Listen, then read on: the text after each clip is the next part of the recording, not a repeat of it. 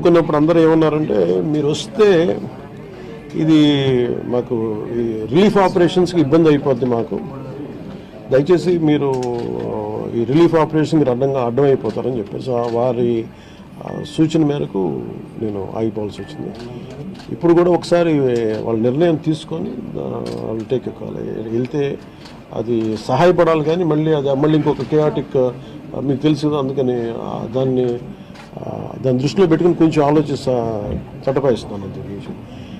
లేదు కొంచెం ఇబ్బంది లేదంటే ముందు మెయిన్ అధికారులు పాపం గత 72 గంటల నుంచి వాళ్ళు నలిగిపోతాను నిద్రాహారాలు లేకుండా. సో వాళ్ళని దృష్టిలో పెట్టుకొని మళ్ళీ నేను వెళ్ళి సహాయపడాలి, కానీ మళ్ళీ అది అదనపు బరువు అయితే మళ్ళీ ఆ రెస్క్యూ ఆపరేషన్స్ ఇబ్బంది కలగకూడదని చెప్పి నేను దాన్ని దృష్టిలో పెట్టుకొని నేను స్వయంగా నేను పర్యవేక్షిస్తున్నాను.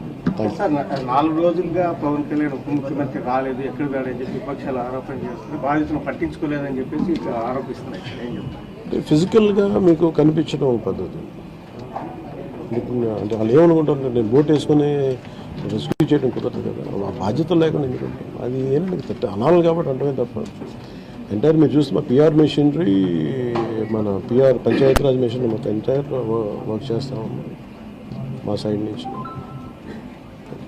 అంటే అట్లా సార్ ధైర్యం చెప్పడానికి రాలేదని చెప్పేసి వాళ్ళు ఆరోపణ చేస్తున్నారు కదా, మీ నుంచి అది నేను అట్లా అనుకోవట్లేదు. అంటే ఏమైపోతుంది, ఇప్పుడు ధైర్యం చెప్పడానికి వెళ్ళి ఒక్కసారి మీద పడ్డారు అనుకోండి, పరిస్థితులు ఎలా ఉంటాయంటే ఇప్పుడు నేను మొన్న పింఛా డ్యామ్ దీనికి వెళ్ళాను, నేను వెళ్ళి సహాయ కార్యక్రమం అంటే నేను ఒక ప్రత్యేకమైన పరిస్థితిలో ఉన్నాను, అది మీరు అర్థం చేసుకోవాలి.